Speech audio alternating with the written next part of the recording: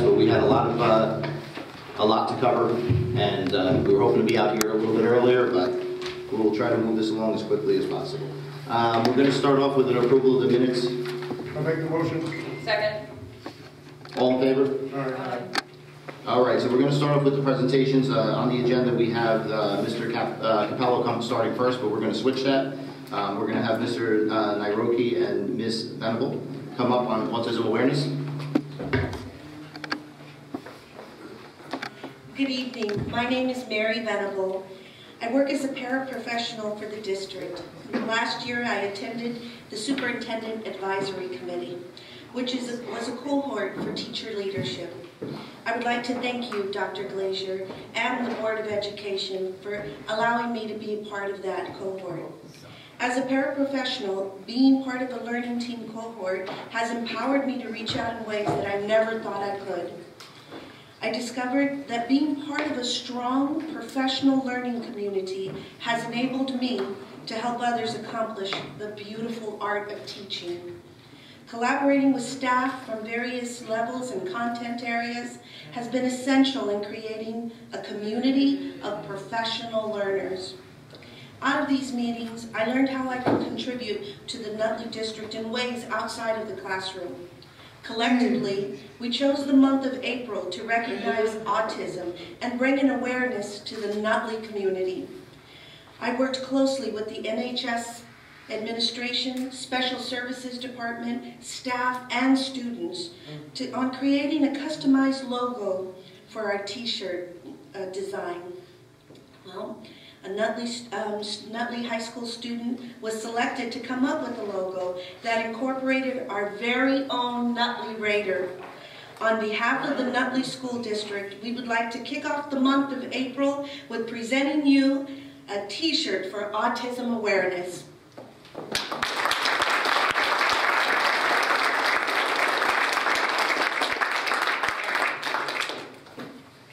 My name is Robert Karabundi Nayakadra.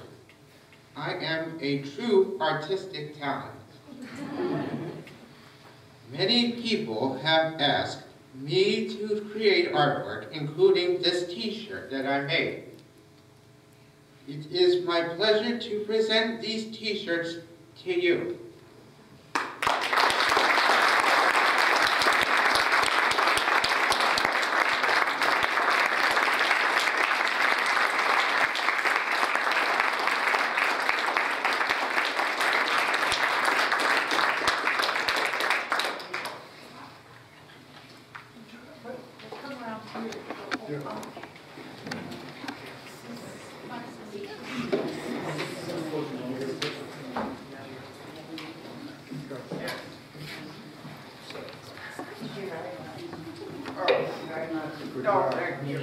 No problem.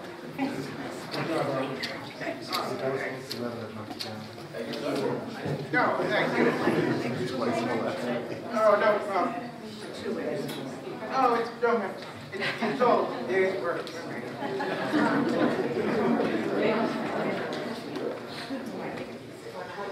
Oh, yeah. Oh, don't mention. Oh, shucks, if you was not. Oh, it is special. No problem, sir. Hold up your t-shirt. Why don't you hold up your t-shirt? Ready? Nicely done. Sure. Beautiful. Come on, Deb.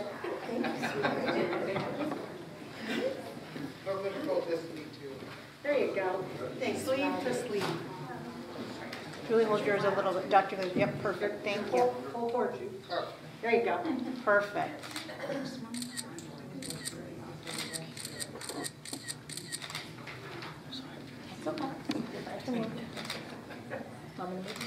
Good. No, got it.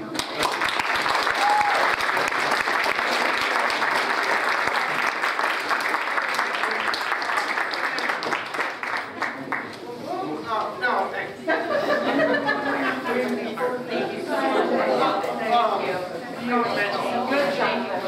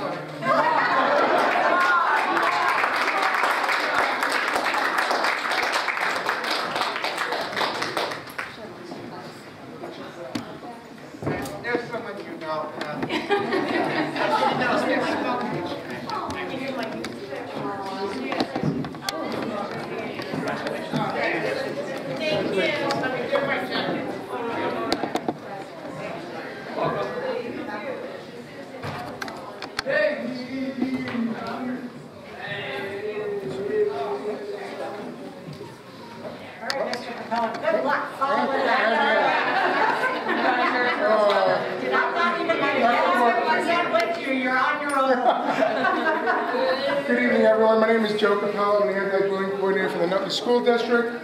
Twice a year, we have to provide a report on the previous period's harassment, intimidation, and bullying statistics. So we'll get started. First, we'll provide you with as a refresher of when we were talking about what does it mean according to New Jersey state law, Department of Education, what is considered harassment, intimidation, and bullying. What is an incident? It could be a series of incidents. It could be a single. The incident has to be perceived. It has to be motivated by an actual or perceived personal characteristic, or it could be any other distinguishing characteristic. I'll go into a little bit further. What are those characteristics? Location. Right? We have how is it motivated? The location on school property during the school day. It could be an evening function. It could be on the oval on a Saturday during a football game or whatever, baseball game, softball game. It's a school-sponsored function on the school bus or off school grounds as well. It could be on a weekend. It could be on a Saturday night. However, for it to be considered hid, there has to be a nexus, there has to be a relationship between the incident as well as what's the impact on school. So if it interferes or interrupts with the operation of the school or the rights of the student. The student is threatened possibly on Monday morning, they do not want to go to school, or as soon as they arrive to school, they go right to the nurse's office. They're scared to go to class. All right? So we have location, we have motivation, now we have impact. What is the effect? Physical, emotionally harming them, or placing them in fear of physical, emotional harm,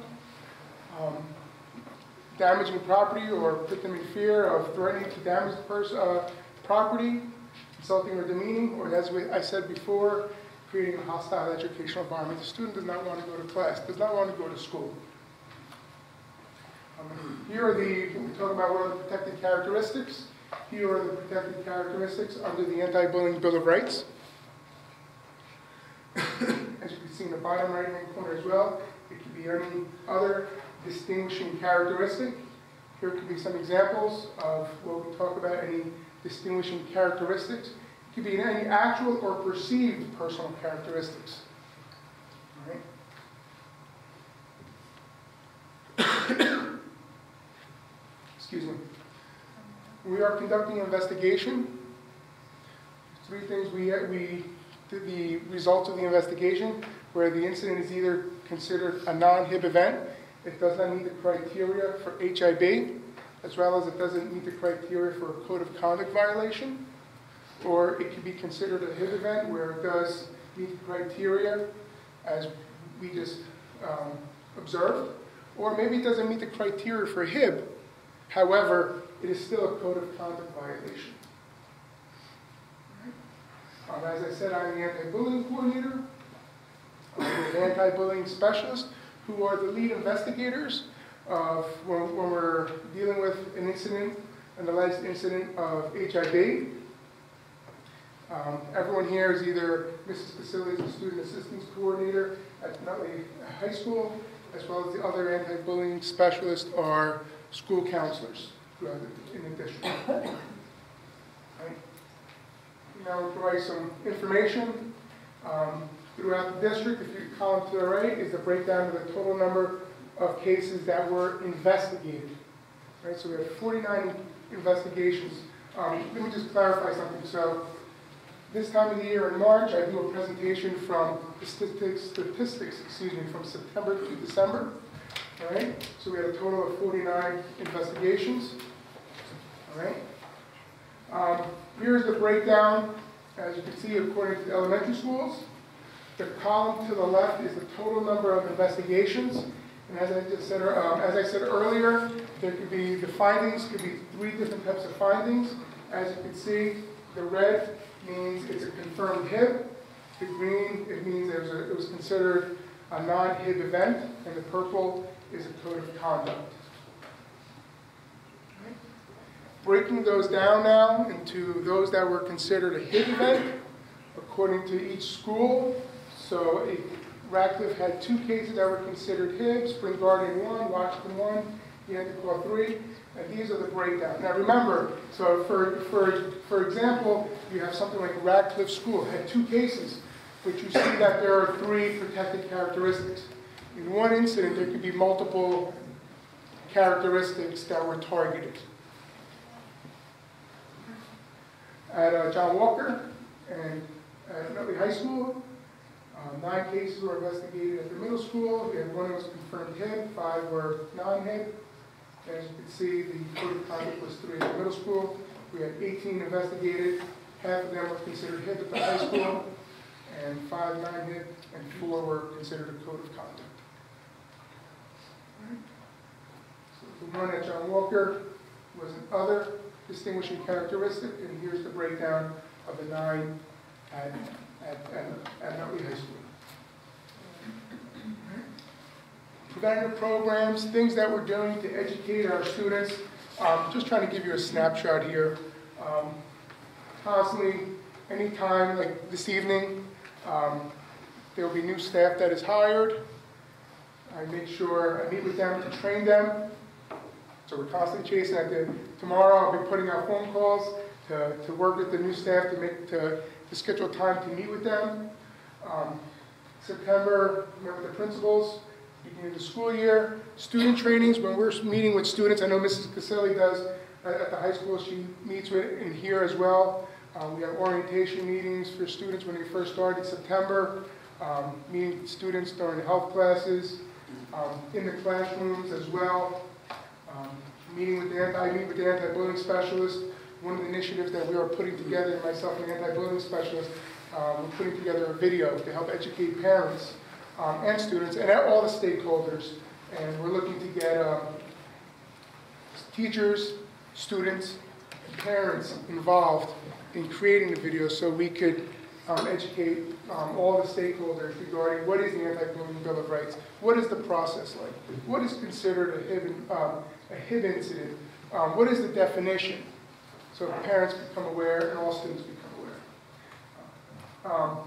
Remedial measures, things that we do throughout the school year. Could be discipline. However, one of the things that we do recognize, it's not just we're going to give the student a detention and we're done. It doesn't work that way. It's about educating the students. It could be the alleged victim, the aggressor, and what can we do to provide them with support so everyone feels comfortable coming back into school, and how can we remediate the situation. Classroom lessons, part of the elementary curriculum. At the high school level, they do lessons throughout the school year. It's always infused. We're heavily involved here at John Walker Middle School. It's part of our advisory period, which meets twice a month.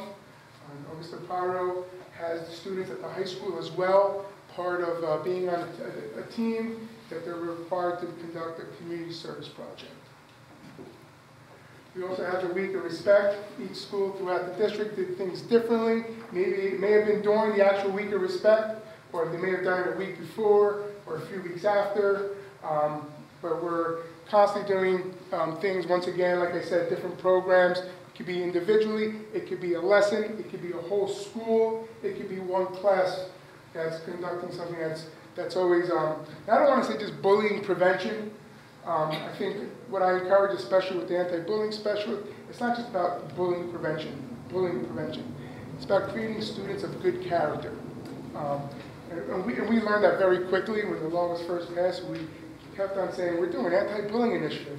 Very quickly you heard students, we're doing something on bullying again. So we've learned how to tweak what we present. One of the other requirements, in addition to doing a presentation this evening, is at the end of the school year, we have to provide a report to the state of all of our initiatives, the number of investigations, the trainings, and the programs. That was submitted in July. Also that we submitted over the summer was a self-assessment, where each school grades their initiatives and their compliance with the Anti-Bullying Bill of Rights. Usually, we receive a grade in December. We have not received the grade yet. I don't know why. But once we do receive the grade, I believe we have 10 days to post it on our district website, as well as post it on each school's homepage. Thank you.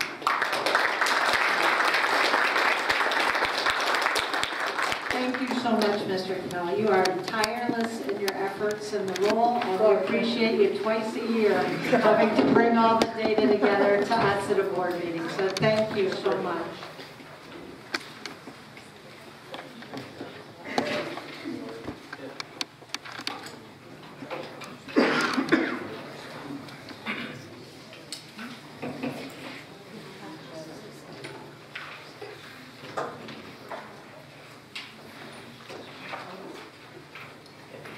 We're going to start off with the Superintendent's Report.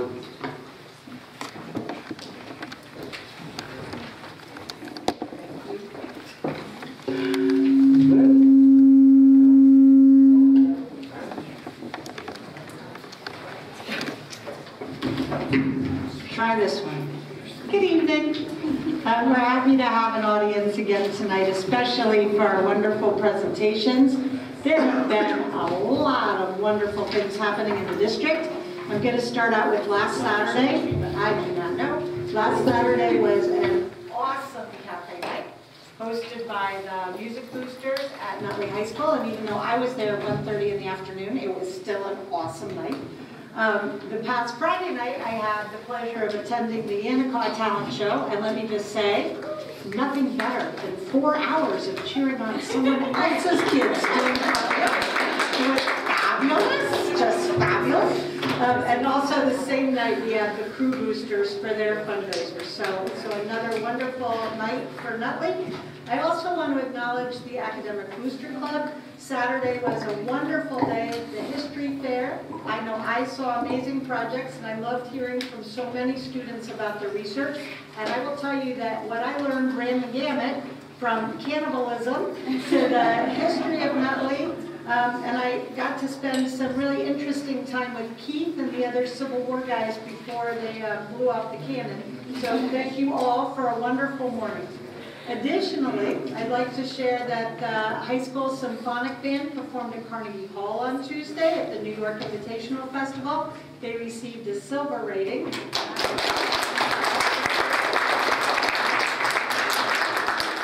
The Nutley High School Wind Ensemble competed at the Region 1 Concert Band Festival on Friday at Parsippany Hills High School.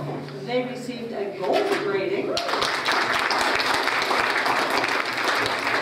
And the Indoor Percussion Ensemble received first place. They had a score of 90.30 at the Fair Lawn competition on Saturday. First place, everybody, first place.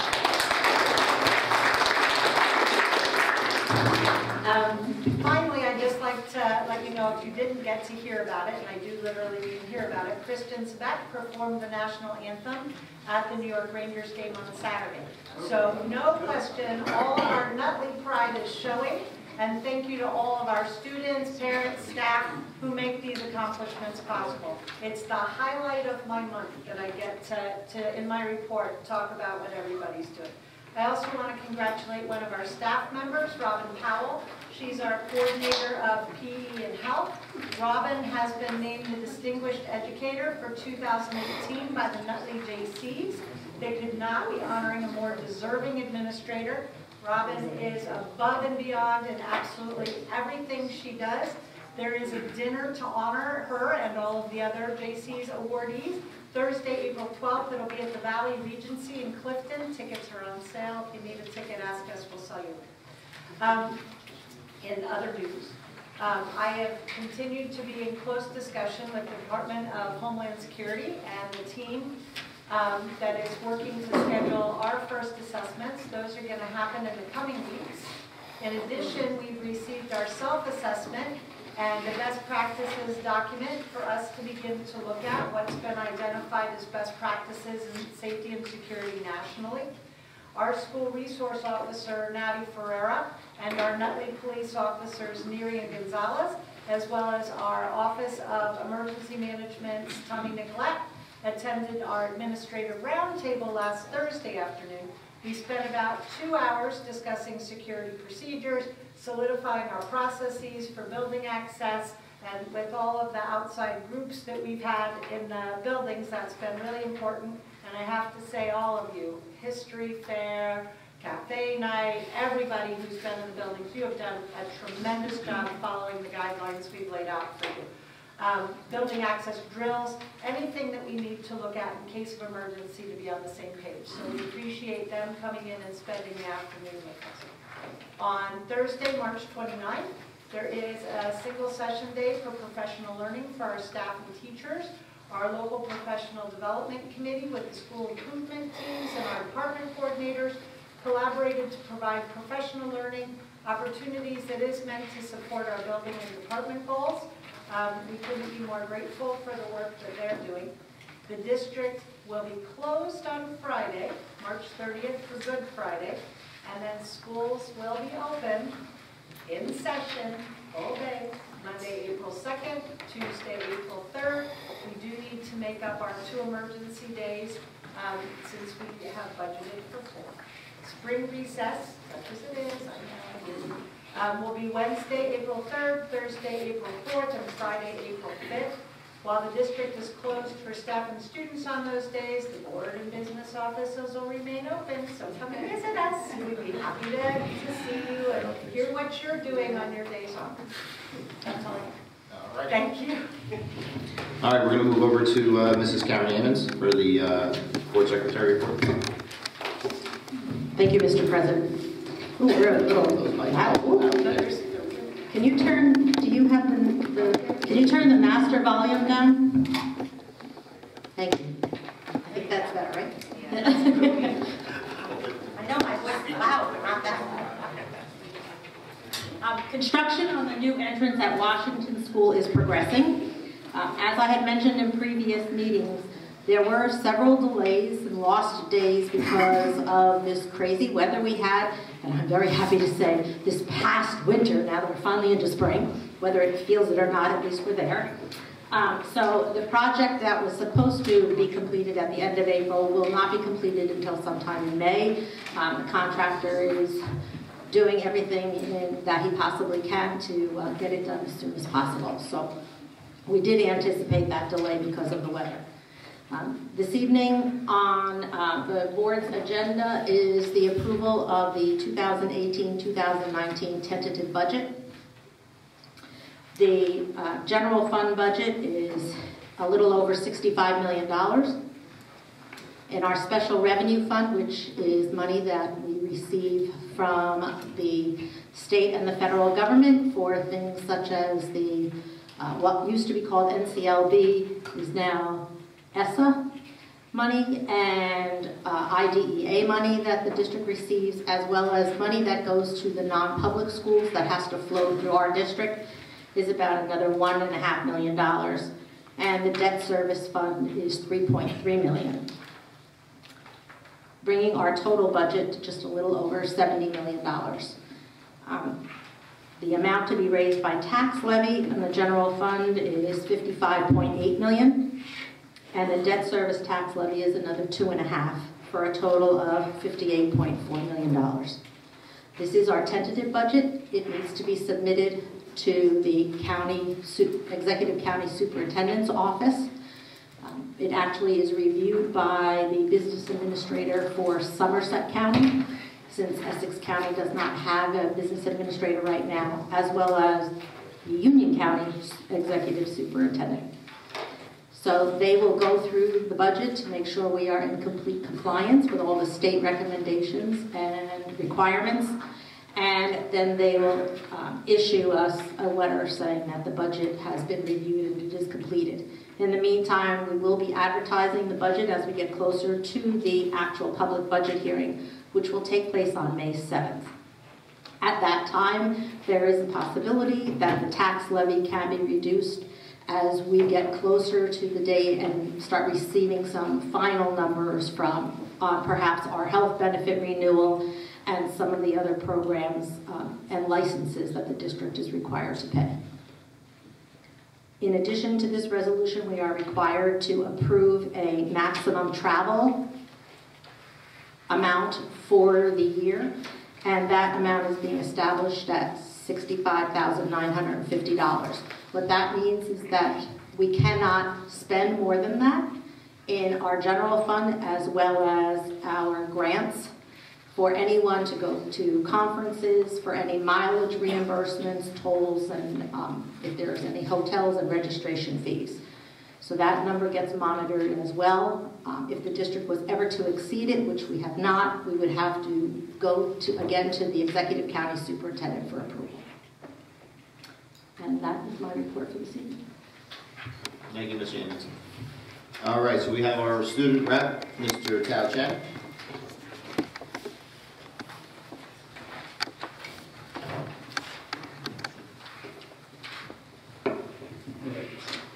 Hey guys, it's me again. So on Friday, so Pippins, the curtains has fallen and Pippins has started on March 9th, the Friday, and ends on Sunday, March 11th. And I attended the debut on Friday, which was a great show, and kudos to everyone who has contributed to the production of this play. And Sadie Hawkins dance took place on Friday, March 16th. There was a DJ, and the food from Culinary was great. So kudos to Culinary too. And on March 14th was another Pie Day. Students would enter the contest through pies at teachers, and Mr. Temstick was the lucky winner because he got pie the most. And sometime next month in April, the student faculty basketball game will take place. And that's it. Thank you guys. Thank you.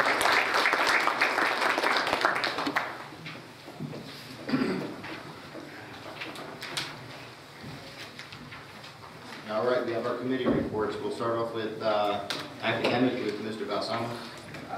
Thank you, Mr. President. Academic was unable to meet. Oh, that's right. And Mr. President, we did over policy. That's correct. So those two will be eliminated. That's why we started with them first. So we're going to move over to administration. Mr. Kaczynski, would you take that? Thank you, Mr. President. Administration Committee met on March the 19th. We had the architects, Joe DeCaro and Jake Senchek, present some options that we're looking at for secure entrances at Yannicka and John Walker Middle School. These have been updated from the original plans proposed in the referendum. The architects also presented an updated timeline for adding a trailer at Washington School. I'm sorry. Oh, you're reading fine. He's reading administrative, yeah.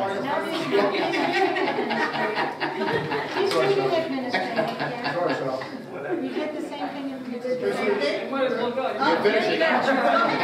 It's the same. You already did the same. No more executive session before the meeting. There's some money in our budget to review this board because we sometimes are dysfunctional, or I am dysfunctional. You're doing great. Because of the snowstorms, we found ourselves overlapping quite a few committees, so I apologize. This is for administration and finance. The administrative, because it says here, the administrative committee heard about the preliminary budget from Mrs. Yamins. This is an ongoing conversation until the budget approval on May board meeting. Dr. Glazer reviewed the updates to building access and detailed the meetings that have been had with internal and external groups using facilities. The negotiations committee of the BOE will meet on April 9th to start goal setting and discussions for the upcoming teacher negotiations. Dr. Glazer provided an update on personnel and legal issues. Our next administrative committee will be on April 16th. Thank you, Mr. Kaczynski. So I'm assuming that we have the same thing in finance? Thank you, Mr. President. The Finance Committee met on March 20th. Joe DeCaro and Jake Senchak of DeCaro presented options for the security entrances at Yannicka and the middle school. The committee also reviewed the final payment to CR Construction, discussed the cost related to the potential parking lot on the Franklin Reformed Church property. Mr. Nicolette discussed potential summer projects. You can't hear. Oh, I'm sorry. Sorry. Is that better? Yes. Okay. Mr. Nicolette discussed potential summer projects, the status of current work orders, facility updates, and ongoing projects. Mrs. Yeamans and Dr. Glazer reviewed the tentative budget, including staffing for the 18 and 19 school year. The committee reviewed the March 26 finance resolutions. Mr. Romero explained the budgetary transfers, and the committee reviewed the extended day financial report. Our next meeting is Tuesday, April 17th. Thank you, Mr. Ferrara.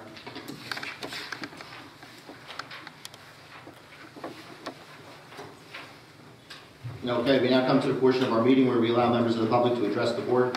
In this section, we allow questions or comments only on the resolutions addressed in tonight's agenda. Our board regulation number 601 allots 20 minutes for these communications. Each person shall be limited to 3 minutes, as we ask you to try to stay within this requirement. Speakers may speak more than once, only after others wishing to speak on a topic have been heard. All statements will be directed to me as the chairperson, and no one may address the board members individually. Please be reminded that if your statement is too lengthy, abusive, obscene, irrelevant, or redundant, your participation may be terminated. Please remember to always state your name and address each and every time you address the board, and sign in with Mrs. Kukuza before you take the microphone. The first person looking to be heard on resolutions only for tonight.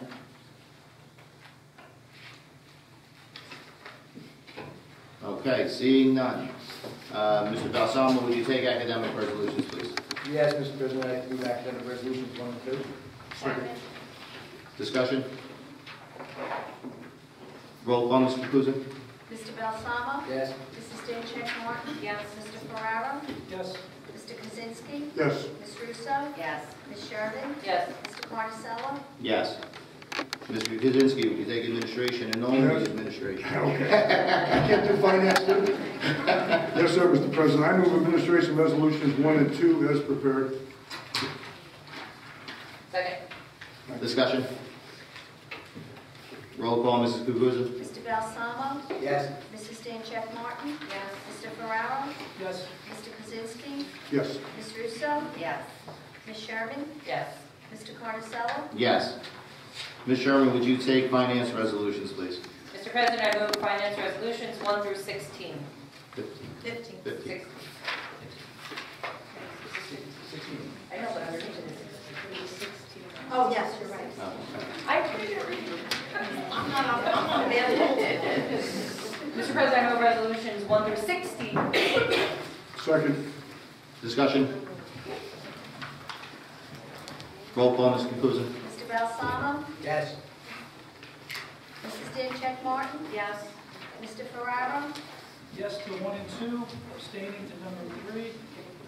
Yes to 4 to 14. No on 15, yes on 16.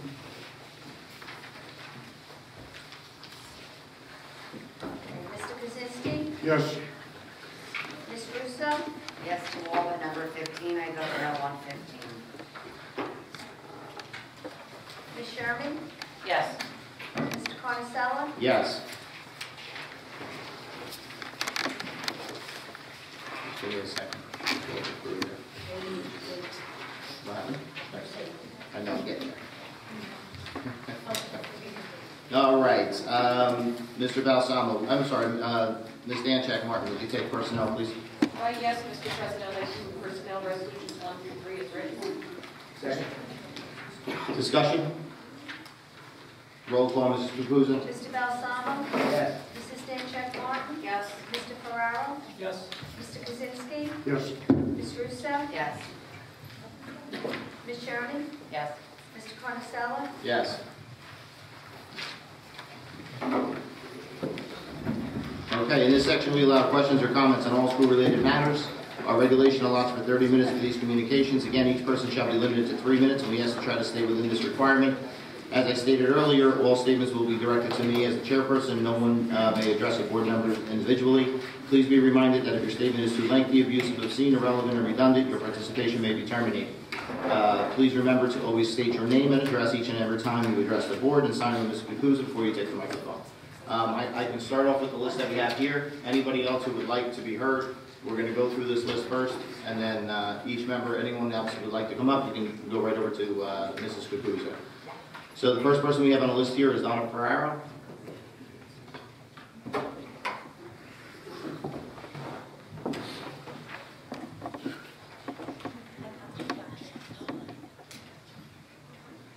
Donna Ferrara, 34 Roosevelt Street.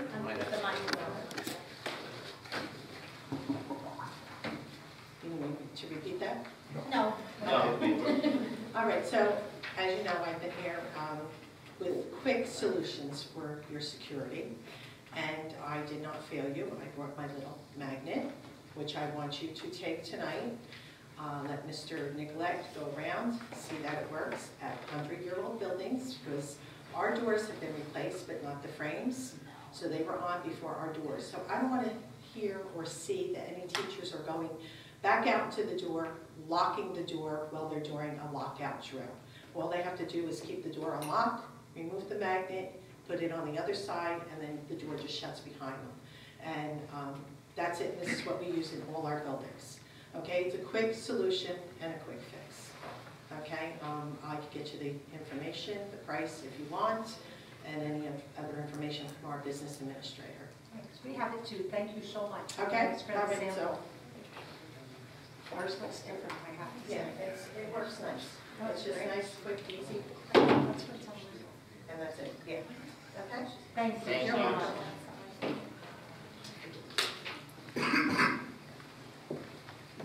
So I believe Mary Venable spoke, right? Well, she was here during the presentation. So the next one up is Tricia McKinney.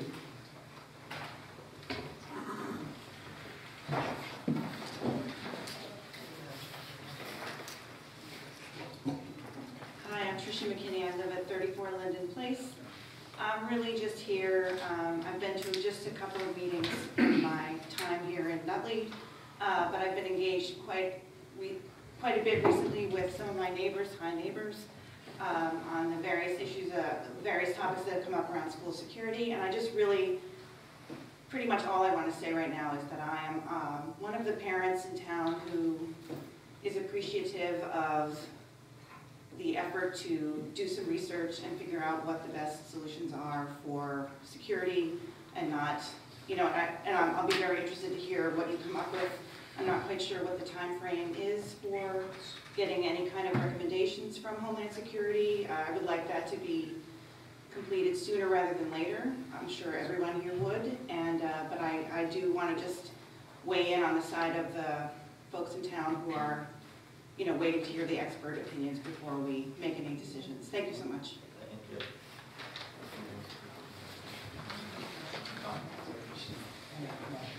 All right, next one up is Ms. Quirk.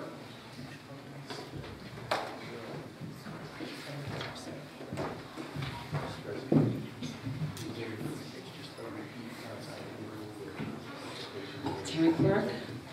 Sorry. I'm good? Okay. Terry Quirk, 45 Hampton Place, spokesperson for the Nutley Parent Advocacy Network. Just take one step back. I'm having- Yeah, I was going to say, it's actually coming from Sorry, now. That's okay. Perfect. Okay. I have a question. As you know, we had our rally on Saturday, and prior to that, we had to, we were actually invited into the police station to speak with the police in regards to security measures. And it came up that that the police are now not just coming around the schools, but they are able to come into the buildings and come into the offices of each building. So that was their information to us. And here's the question: whose decision was it to allow them into the buildings? And they were saying that they're allowed into the buildings, into the office area, but they're not going around the hallways. So did the board make that decision? Did each building administrator make that decision? How did that go? So as I've been reporting every week, every board meeting, and in my security update since February, that's been going on since school reopened February 26th. Okay. The officers have been in the buildings. They go into the offices to check in. And it's not that they don't walk around. Sometimes they'll go with the principal, sometimes they'll go with one of the office administrators, but unless they're there for a program, they don't want to disrupt what's going on. But they are, it was, I don't even know if it was a decision. I think it's something that's just been ongoing. And as I've spoken every meeting, we've said to you, police are in and around the building, so it's not new. I'm glad they shared it with you too. Okay. Do you expect at any point that they would be coming up and down the hallways at any point? Well, they do. That's what I'm saying. They do. They'll go, you know, with the principal, they go with the administrative assistants. For the most part, if it's just a quiet day, they're checking in. I don't know if you've ever, or if they talk to you about what they do, the park and walk, or that they actually come, they walk the perimeter, they walk they to the did, building. yes. So it's on we don't dictate that. No, okay. Thank you. Sure. All right, next we have Lisa Roser.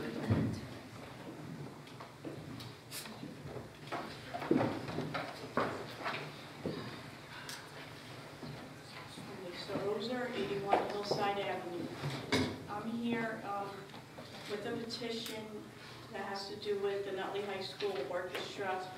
Since having these signatures, which we have about 160 or so signatures, I've gotten clarification from Dr. Glazier, but I would like to read the petition that we had signed. It said, "We, the undersigned, want to keep zero-period orchestra as it currently stands. In addition, we oppose the mandatory requirement that students who take zero-period must take a study hall. Instead, we want these students to be able to choose other classes, not only study hall. Orchestra students should not be penalized for or prevented from pursuing other academic interests. In sum, make no changes to the current situation. Keep orchestra at zero-period with no strings attached." So, from what I understand, it will remain zero-period, and the students, there's not a requirement that they would have to take a study hall. That they would be able, they do have the option of choosing another class. And I just wanted that clarified, that there is that choice.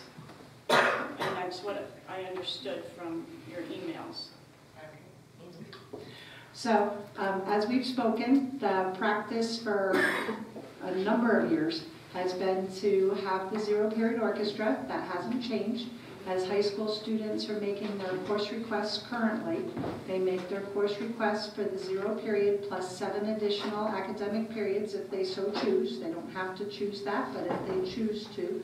And then during the summer, when a student gets their schedule, after they receive their schedule, they are, yes, just to confirm, able to add an additional class if they would like to. There's no guarantee what that class availability will be, but they're absolutely able to. And that's not a change from any past practice. And I know, I so appreciate you all taking the time to sign in that.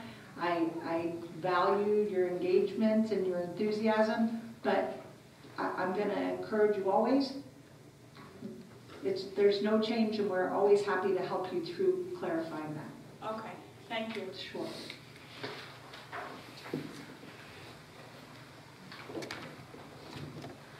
And if you would like to leave a copy of that with us, I know you came up to give it to us. So if you want to leave it with us, you're more than welcome. Thank you. Thank you so much. Next person up is Zawar Ahmed.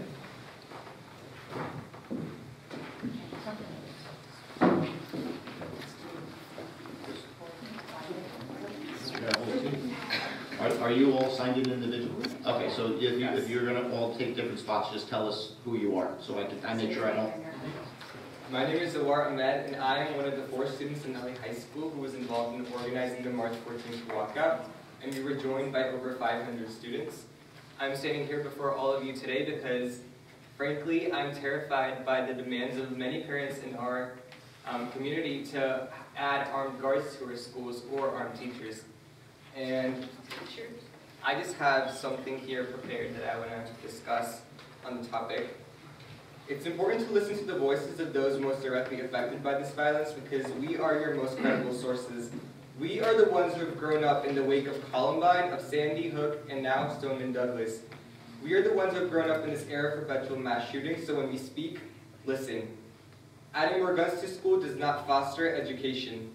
As a student, I can attest to the fact that the education system is far from perfect, but this will break it beyond repair. Walking into the school can be challenging as it is without having it transformed into a military zone. The truth of the matter is that disciplinary action in school disproportionately targets students of color. Statistics show that in 2007, 70% of all in-school arrests were of Black and Latino students, even though there were few differences in the offenses with their white counterparts.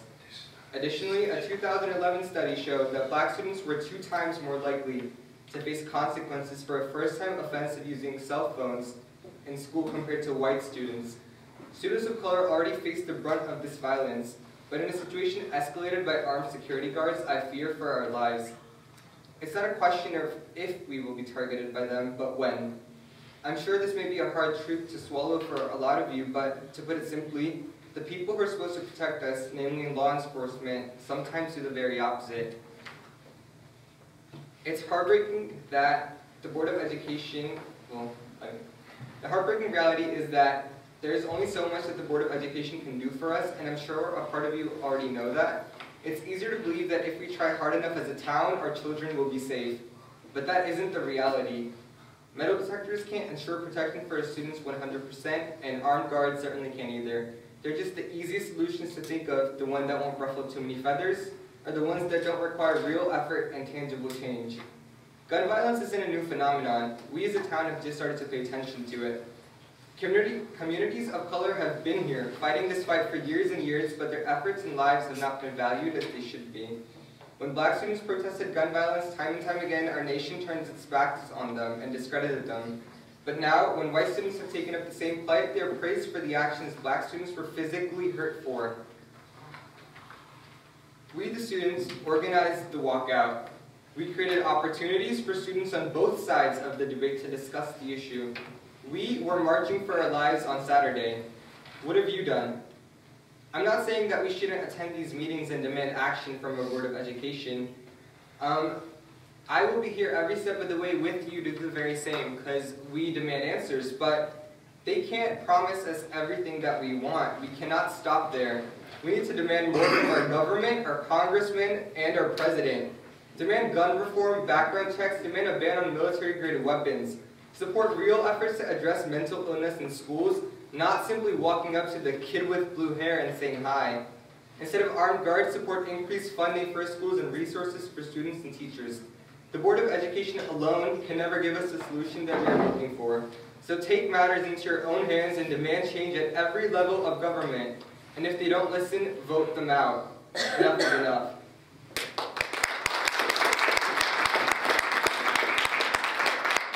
My name is Miranda Madrazo. I'm a senior at Nutley High School, and I also organized the Nutley High School walkout on March 14th with these students.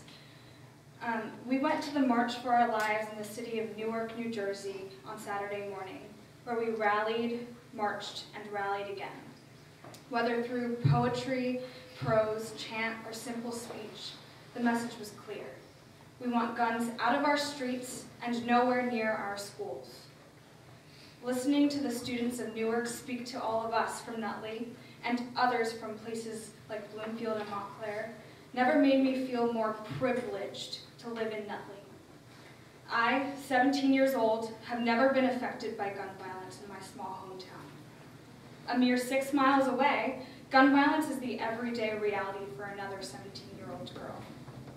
Simply leaving her home can be a life-threatening act. There are 100 gun deaths in Newark every year on average. In Newark, a lack of security is not the problem. The presence of guns is. So if security isn't the problem in a place where gun violence is constantly imminent, why would security be the answer in a place like Nutley where gun violence is an anomaly?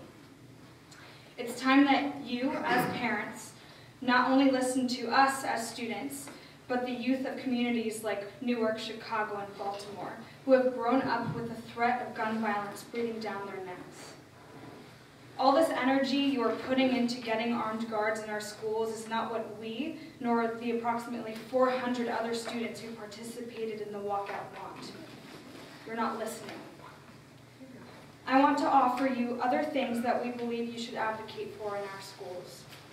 If you do not believe in common sense gun reform, you can still take action to protect your children.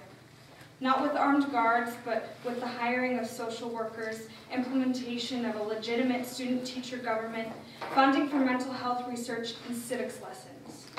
Students need to learn about nonviolent protest and other aspects of civic participation so we can all feel empowered with the knowledge to fight for what we believe in. Amina Baraka, a writer, actress, and the mother of Newark Mayor Ras Baraka, proposed those solutions at the march on Saturday, and I wanted to share them with you, because you have the energy for change-making and the love for your children. We plead that you put that energy toward what will keep guns out of our streets and nowhere near our schools. Thank you.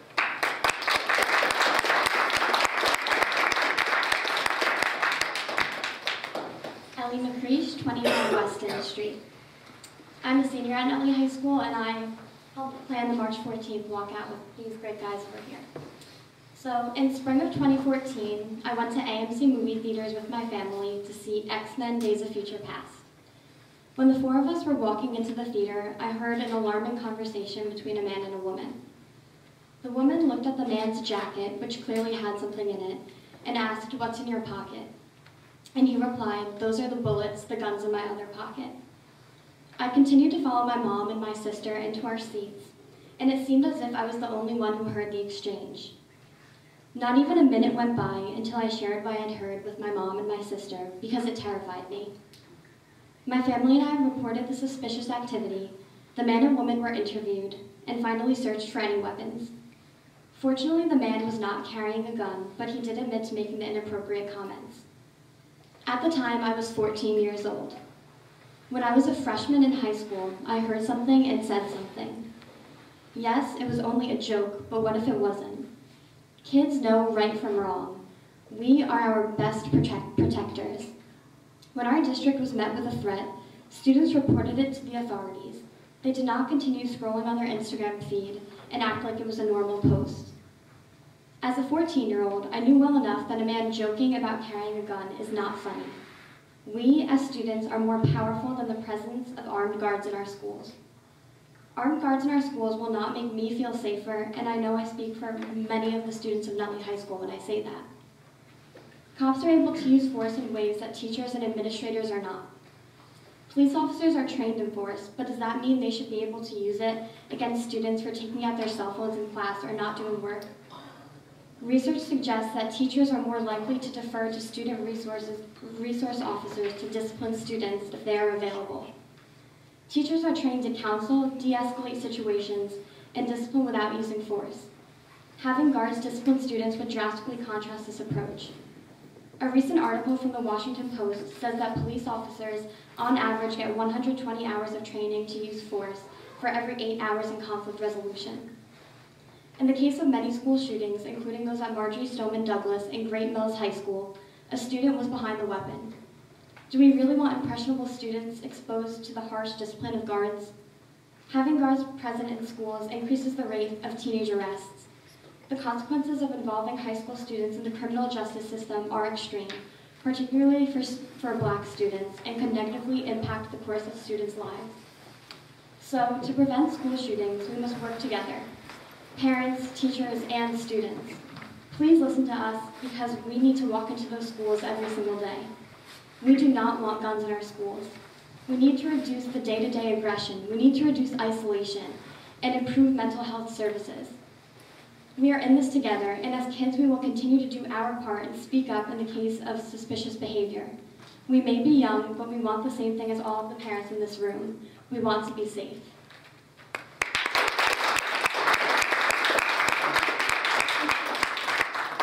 Patrick, 11 Plymouth Road. I'd like to first off by starting to thank the board for allowing me to speak here. I was graciously able to speak at the high school walkout.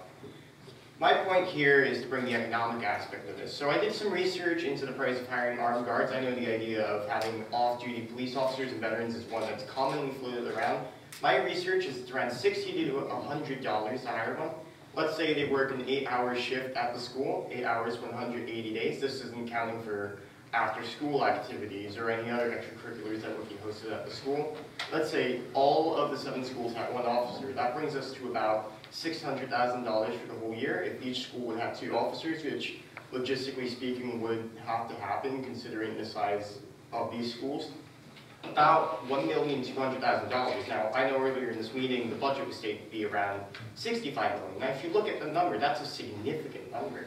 Think about this $1 million. What can this $1 million that would normally go for armed guards, which I will get to later about their ineffectiveness, what can this $1 million be used for? This $1 million can be used for education. It can be used for programs that I feel could use some extra money. For example, the music department could graciously use this extra $1 million. Any of the departments really could. This extra $1 million would be great for giving a boost to the supplies teachers could have, giving a boost to technology. It could greatly improve our education. Now, what would have a better impact on student morale? Seeing a guard with an armed weapon, or going into class knowing that you have the tools to provide you for your future? I think most students would agree having better tools for the future is better off than having an armed guard. Now, I'll get to the part about armed guards just about now. So I've seen it floated around that in Maryland that the armed guard was effective in stopping the shooter. I will admit it did mitigate the crisis, but did it stop it? No, it didn't. One person was injured and one person still died, and we don't want that. We don't want to have to settle for less. I'd also like to say it's not the Board of Education's responsibility to have to be dealing with this gun crisis. It's Congress's responsibility, actually, because in the Second Amendment, it talks about a well-regulated militia. Congress has to regulate it. I know this is in Congress because we passed them into about a 24-hour government shutdown. Now, I mentioned in a recent letter to the editor for Tappington Nutley about my opinion on this. You don't fight fire with fire. That's what we're doing by stopping gun violence with more guns. I mean, it is possible to put out a fire with fire. It will starve it out, but it's destructive. It takes too long and it's costly. That's the issue with this. We shouldn't be putting fire out with fire. We should be putting out fire with water. Now, the problem is some people don't like the water. Some people get upset by the water. But in the long run, the water is only temporary. I mean, you get soaked by a rain shower. Sure, you're uncomfortable for a few minutes, but once it passes, I mean, it's really not that big of a deal. So the issue here really is about Congress's inaction, and I think the school board has been doing a fantastic job at implementing new security measures. For example, the IDs, I've always been a proponent of enforcing ID rule. I think that's been a fantastic response. I also like that they're working with the Department of Homeland Security. That's an excellent response too. And I think the Board of Education has been doing everything that's in their power to ensure our safety, and I'd like to thank them for that. It's really satisfying as a student to know they're doing everything in their power. Now it's about time for Congress to do it. Thank you so much.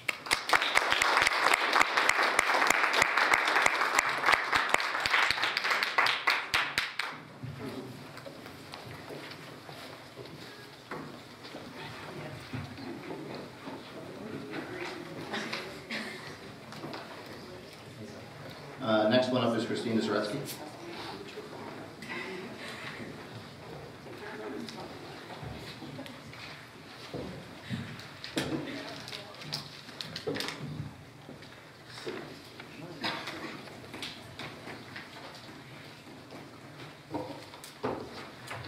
My name is Christina Zaretsky. I live at 343 Winthrop Drive.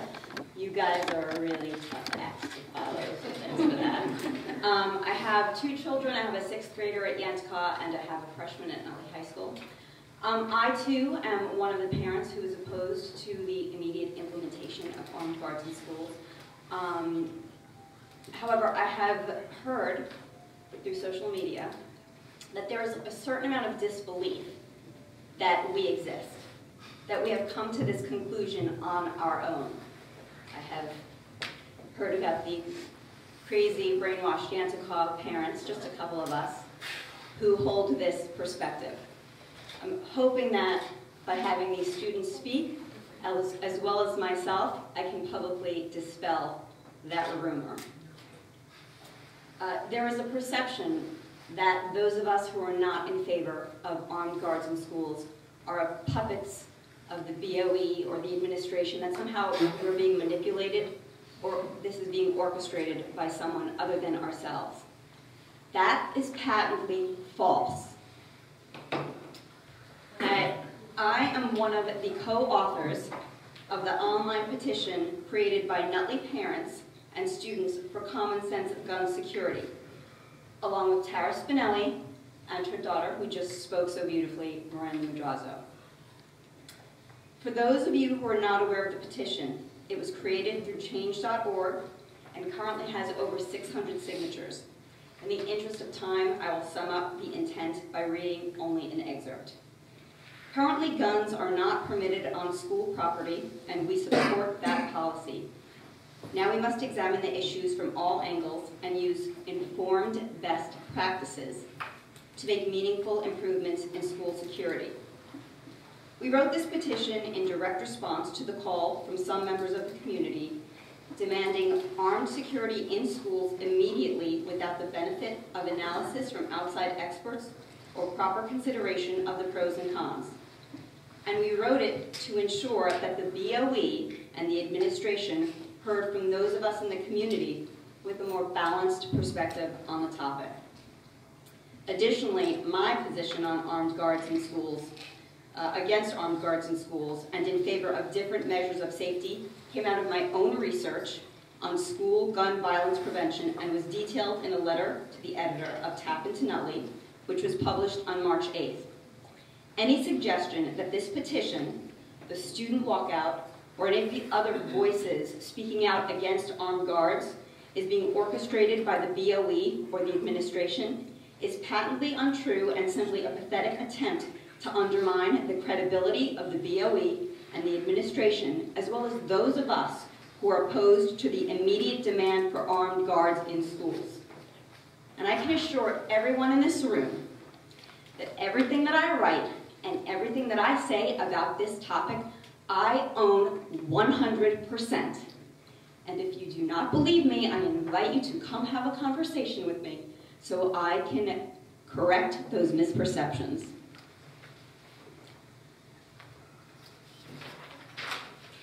There are countries where children do not worry about getting shot when they go to school. They simply don't. And those countries all have the same thing in common: better gun laws. And I know many people think of this as an issue of politics. I don't. I think of it as an issue of science, of data, and of research. Because those are the things that told us smoking could cause lung cancer. Those are the things that told us if you wore your seatbelt in a car, you'd have a better chance of surviving a crash. Why wouldn't we use that to help us figure out how to prevent gun violence in school? Anything else is a Band-Aid on a bullet hole. It might make you feel better that you're doing something, but the something that you're doing will not stop the bleeding. Thank you.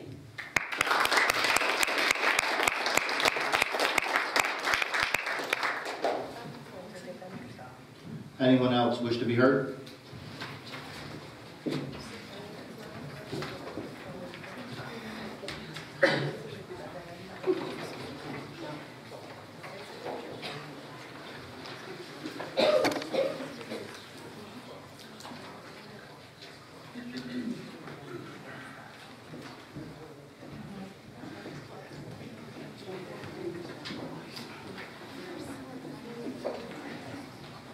Here we are again.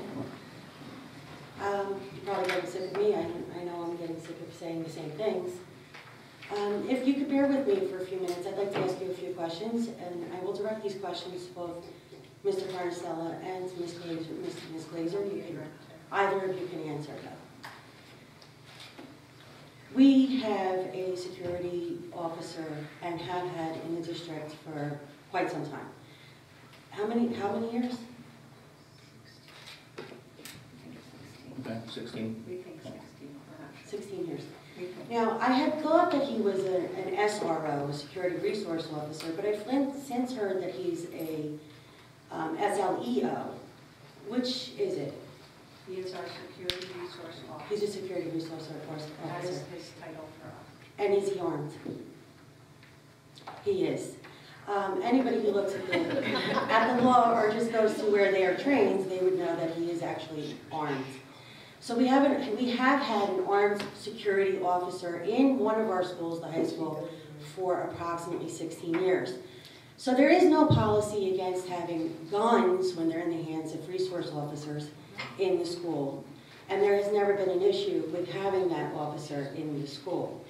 Now, I'd like to ask, not only with respect to our school resource officer in the high school, but also with respect to your comment earlier that police have been coming in and out of the school and have also been walking the perimeter for about a month now. Have you had any complaints that the kids felt threatened by their presence?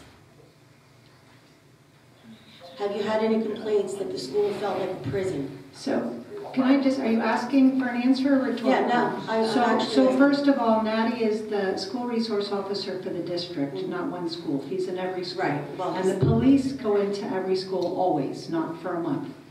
And they're in there in a lot of different ways. They build a lot of different relationships through leads, through other programs.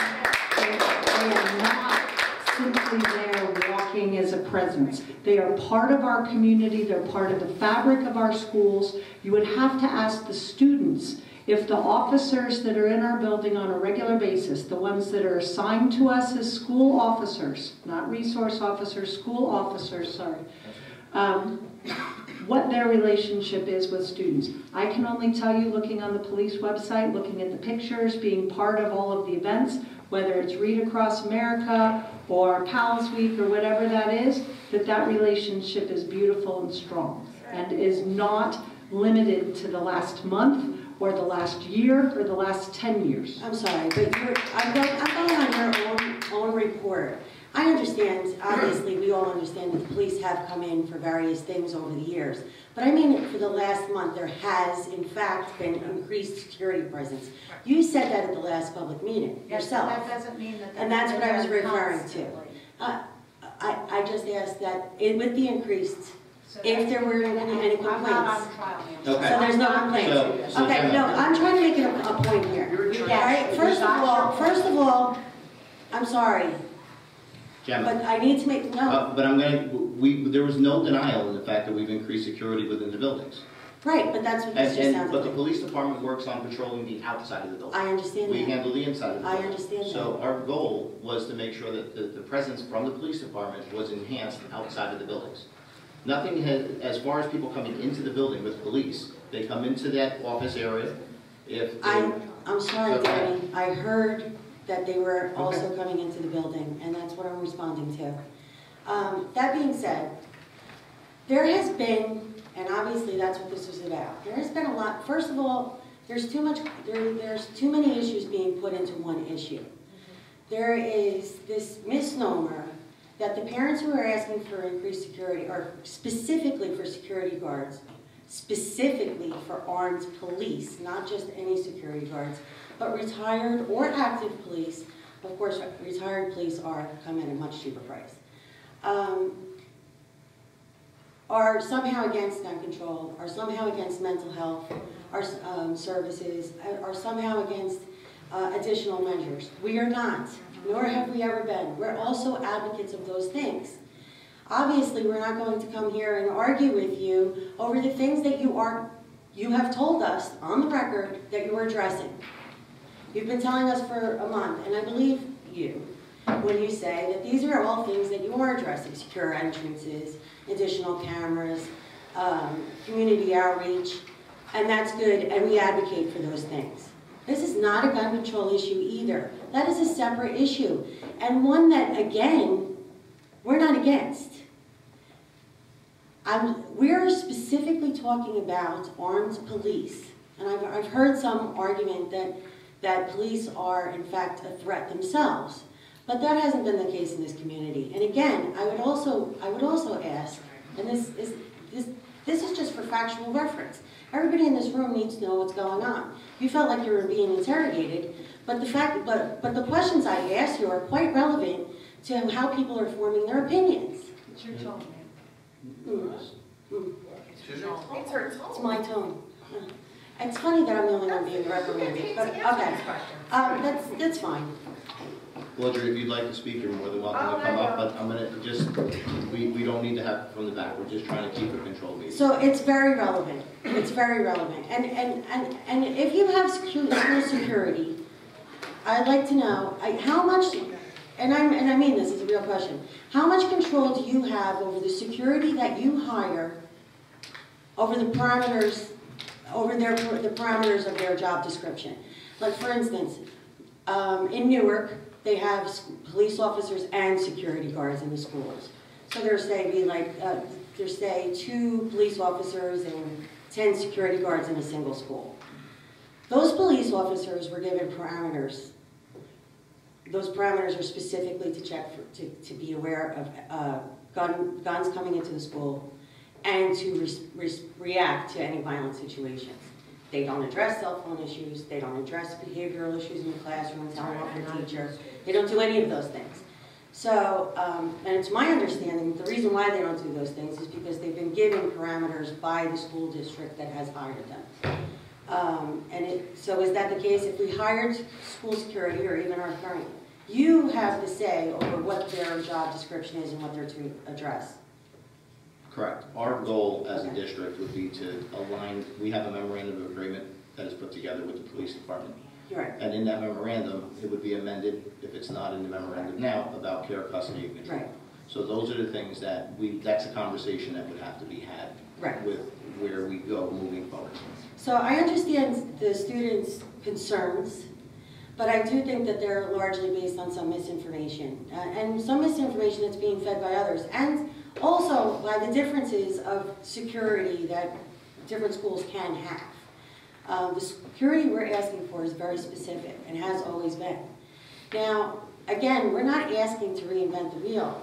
We keep saying we're going to await the outcome of experts' decision on this. Now, at the last Board of Education meeting, you said that it would probably be about 8 months before the recommendations given by the assessment would actually start being implemented. That's 8 months without any. So I'm gonna have to correct you on that. That was not us that said that. It was actually a member from the audience that said that. You said November.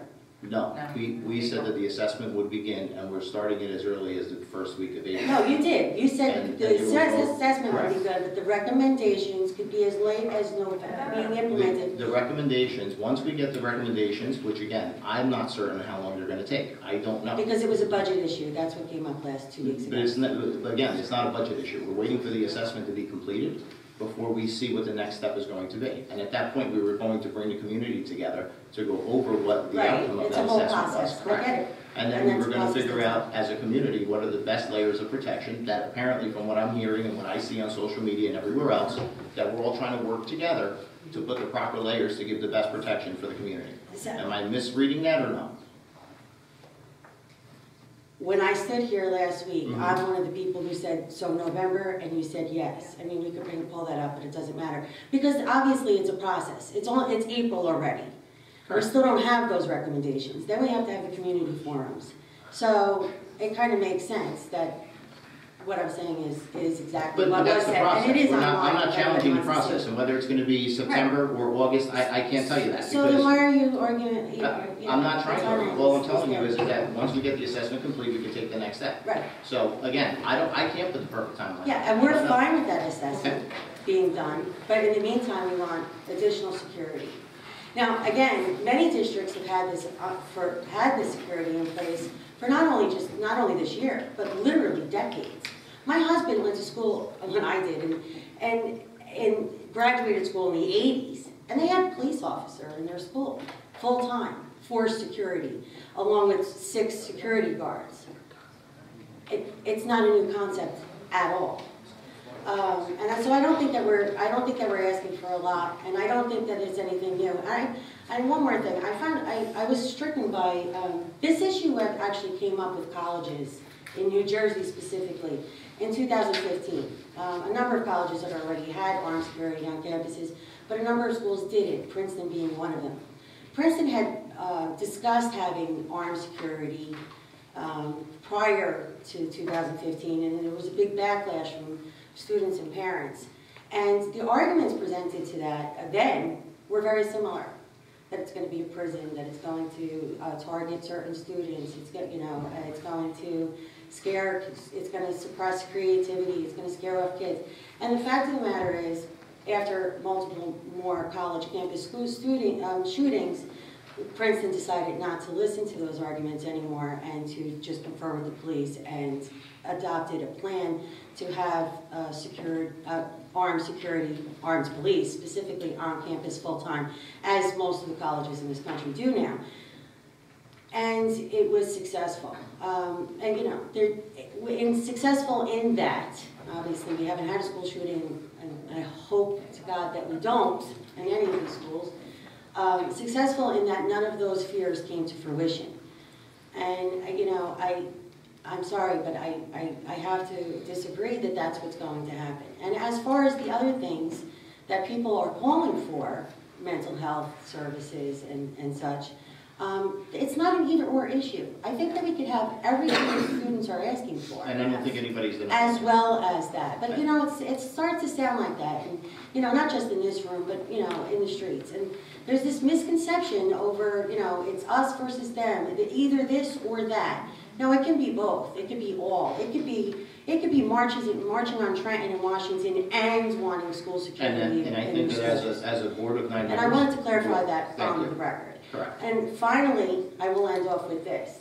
We have been going through this for, like I said, over a month now. We have spoken multiple people on both sides of the issue, obviously to you all, both on the record and off.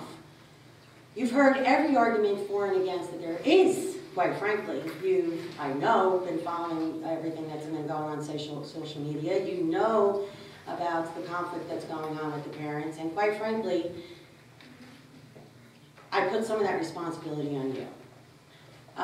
We are the constituents, and it doesn't matter where you stand, we are the constituents, and we deserve a direct answer.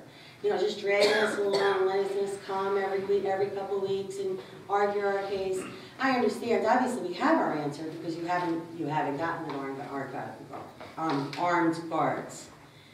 But I actually want to hear voices, because we are the voters, and I think both sides have the right to know where the representatives stand on the issue. Now, Terry Quirk asked you for that at the last meeting, and she was refused. But a refusal is taken as an answer, and I obviously as a person a citizen can't put anything forward for a motion, but one of you can. And I challenge you to do so. Somebody to stand up and just put this to a vote, no matter what the outcome, just so that we can actually see where everyone stands on this issue. I think that we're entitled. We're entitled as your employer, and we're entitled as your constituents. And I will tell you, as I said last week, with the 9 of us around this table, right? You're not a unit. We are one voice as a Board of Education. Okay, so you will be judged. Let me just finish. If you would like, you have all of our emails. You even have my cell phone number and everything. We deserve to know on the record. Between you and I is not the issue. That's fine. All of your constituents have the right to know. So as we get closer to getting our assessment complete, you're going to get a more definitive answer of the direction that we need to go. So once we have that assessment complete. So this complete, is just dragging us on longer, which is our answer. Thank you. That's fine. Thank you. Anyone else wish to be?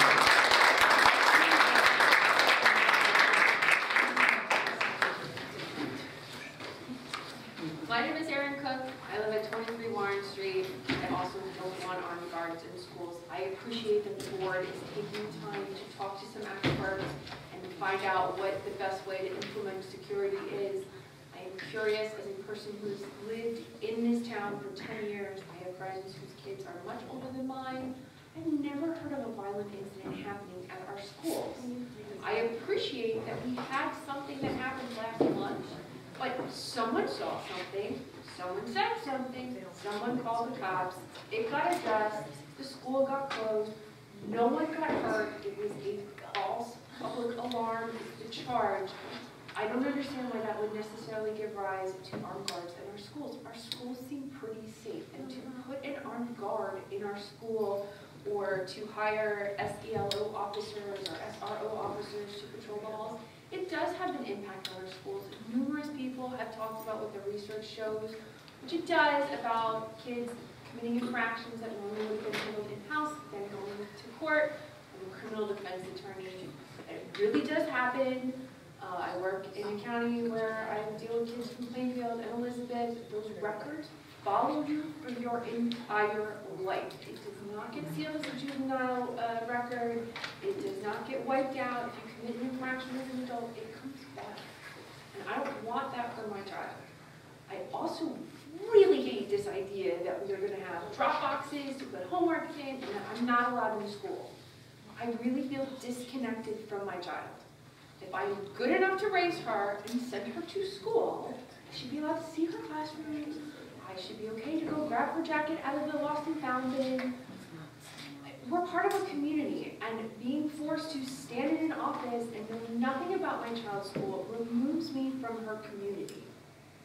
I don't really know what her school looks like. I don't really know what the layout is, and it makes it difficult to talk to her and to say, Mommy cares, and Mommy wants to know what's going on because I don't have the knowledge base to do that. I am so far out of the schools, and I think that's part of our problem as a community.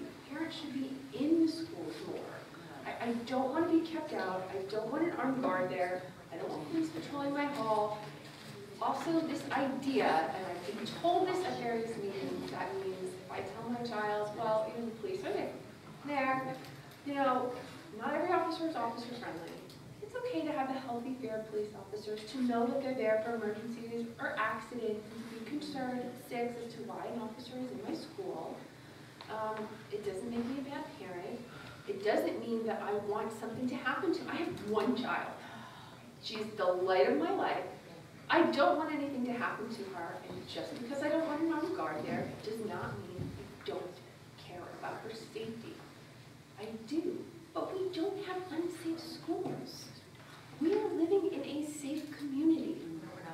So nobody's safe. I hear the comments behind me. Perhaps some more can understand. How many violent incidents have we had in the Nutley schools in the last 10 years? None.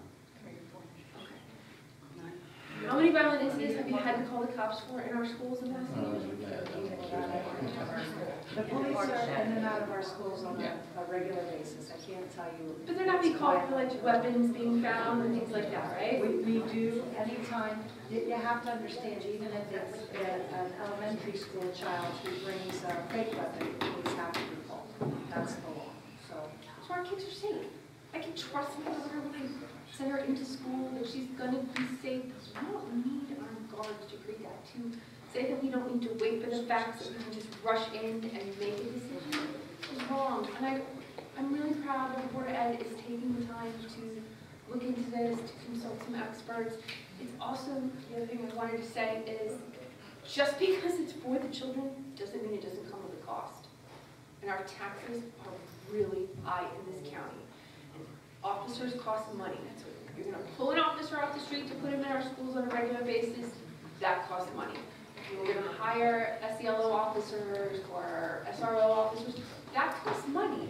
Where is that going to come from? And I hope that the board really appreciates how much more taxes can people bear. You can't just say it's for the children, I don't care the cost, because there is a cost to that.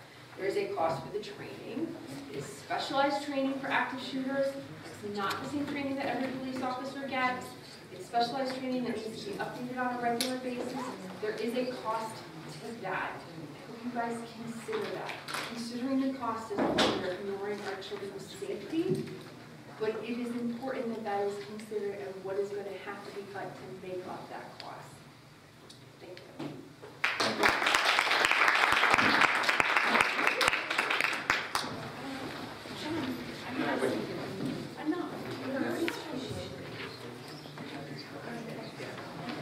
You're going to have to wait. Yeah.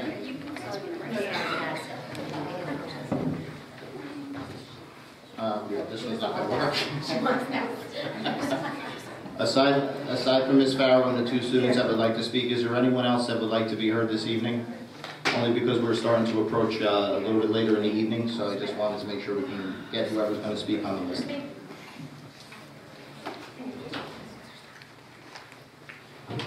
You'll come up before the kids come up, and then we'll close out with the two students.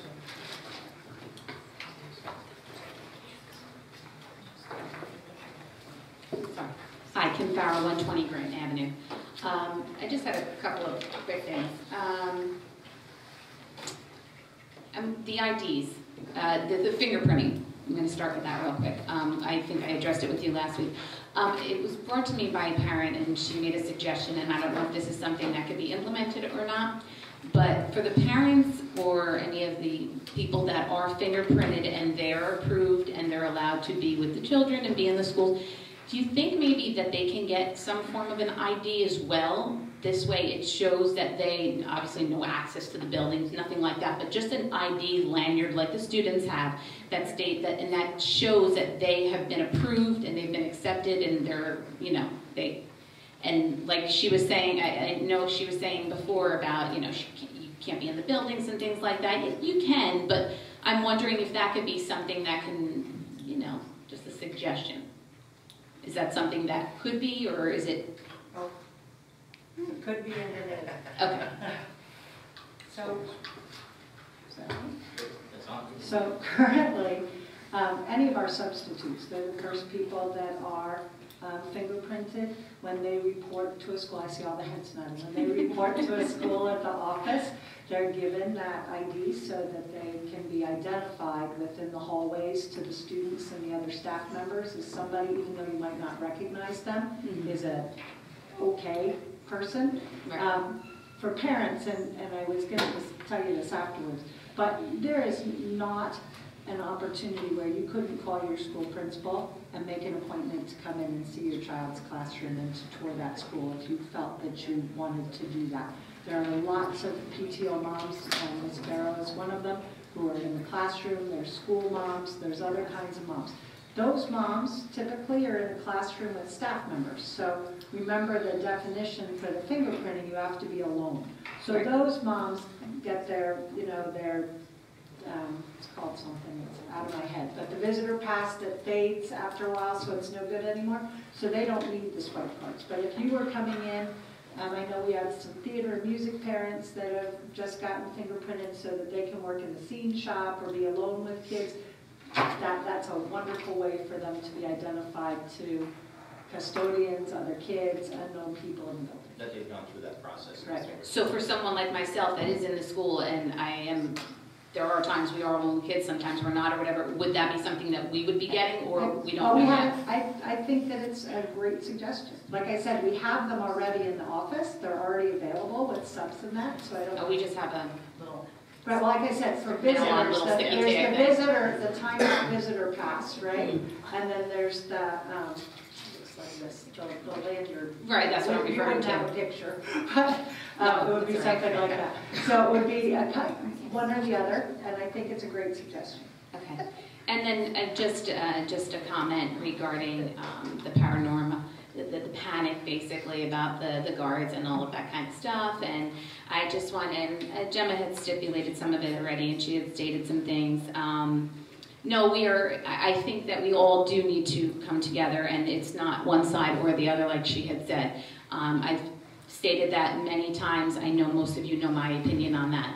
And yes, we are being looked at like, oh, this is only thing we want, and believe me, like Christine had stated, it couldn't be far from the truth. That is so not the case. We are so in agreement with a lot of the things that you were saying as well. Some of the things that some of you students said, I may not totally agree with. No disrespect, I understand that's your opinion, and you most certainly are entitled to that. I did take offense to some of that, some of those things that you had said. But you know, everybody is saying how, you know, they don't want this, but we already have an SRO in the school, and we already have police officers in the school on a daily basis, and everybody seems to be okay with it, and it is working fine. Do we want added? Yes, we do want some added, but my point is that I'm just trying to make is it's already there, and no one seems to have an issue with it until we're asking for just an additional added security. So that's just my comment that I wanted to make in regards to that. Thank you.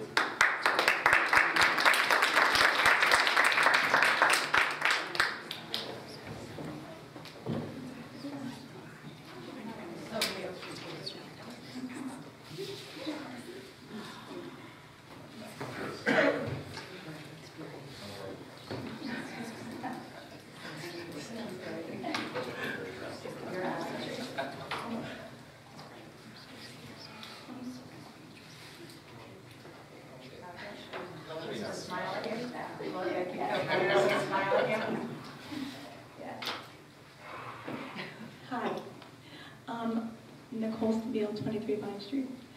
I want to say this to everybody, not just the Board of Ed, also to you guys. My son's a senior in Nutley High School also, and he's for the guards. There's a lot of other kids that are for the guards, and you know, everybody has their different opinions.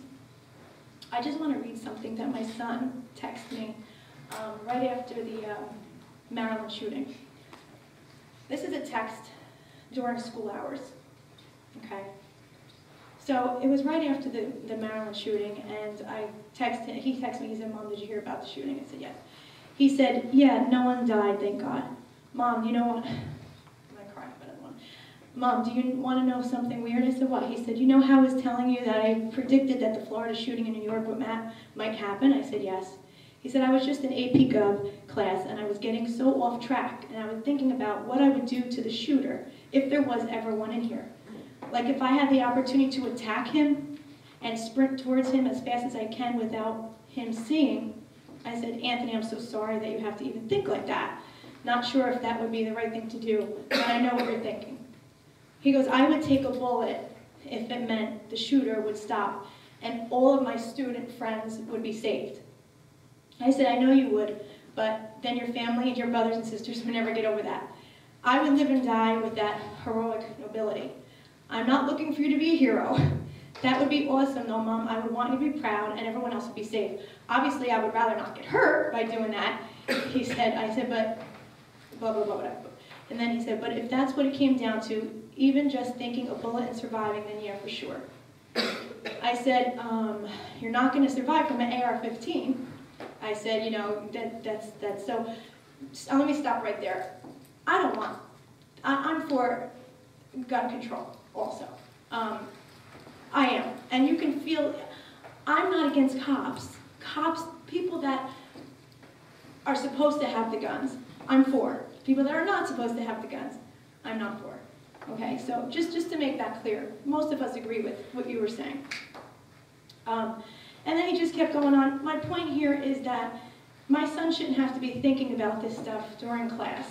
I think that we have cops to be there, to be able to do that, and not my son have to say, "Well, let me be a cop in school."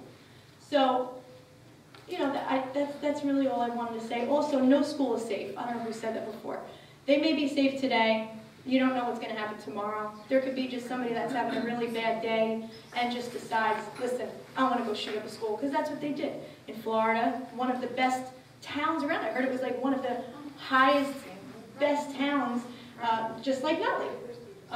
Nutley's not safe. I've been here 20 years, okay? Well, I've been here over 20 years. I've lived in my own home for 20 years. And it's a beautiful town, and I love it here. But these are the times it has changed. Times have changed, not just in Nutley, but in the world. And I just think that we should be right up there with all these other towns having safety for our kids. So that's really it. That's it. Thank you.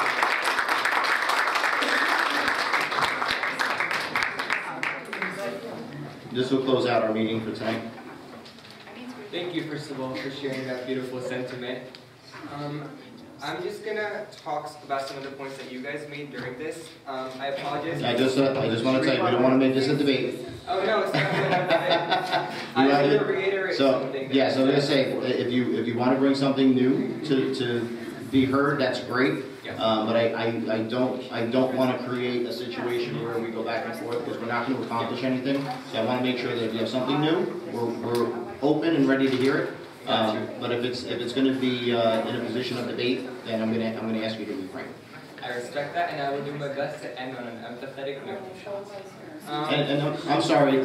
Can I just ask while they speak if you can just thank you? That's fine. I just want to make sure that they can be heard. This is just one of the points that I made in my previous speech, but I don't think that it really got picked up as much as I would have liked it to. I respect you all, and I'm sorry if... One more thing, address us. Is it okay if I talk to you and the community? You can, yes. But I would rather you just focus on us. Got it. Talk to them, focus on us. Good. The fact of the matter is that there's not that many people of color in Nutley, but we are still here. And although this might not be something that you can most directly understand, I ask that you still have empathy for us and know the statistics and know that we are much more likely to be targeted in school by armed guards and out of school. Black men are 13 times more likely to be victims of gun violence. I'm not going to drag this on too much further, but I just ask that you guys are aware of these facts when you make decisions, because it will, at the end of the day, affect us disproportionately. Armed guards will escalate the situation. I know that it was said that we already have them, but escalating the problem and adding more and more is just going to make its results that much more clear. And those results, people of color will be the first victims. Hey, this is not. I'm sorry. That's That's okay. We're an inclusive community, and I'm offended. I'm sorry. But that, again, I just want to say that. we allow everyone to speak, and we just try to keep everything in control, and if you want to speak, you have the opportunity to come forward. Alright, I just have 3 quick things to say. First thing, I'm still waiting on my paycheck for speaking out against armed guards. If that could be sent to me quickly, I'd appreciate that.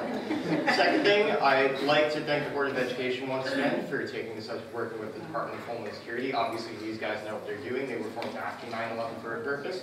I'd also like to thank you for providing this venue for this open dialogue and this discourse. It's definitely very needed. It's great to have this peaceful sort of way of communicating our ideals in this forum, and I think it's a great thing. I'd like to thank everyone who spoke here today. I'd like to also once more thank the board for giving me this venue, giving everyone else the venue, and I look forward to see where you guys go with this initiative. Thank you.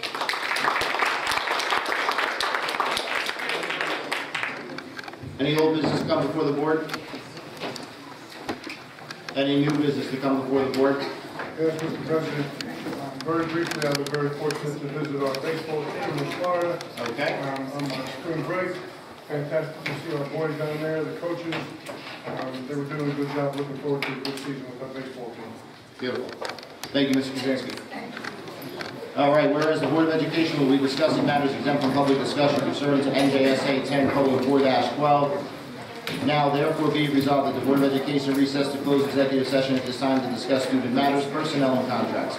Be it further resolved that the results of discussions will be made by inclusion on the agenda of subsequent meetings of the Board of Education, or when the reason for discussing such matters in closed session no longer exists. We have a motion to go into executive. Make a motion. All in favor? All right, let's go.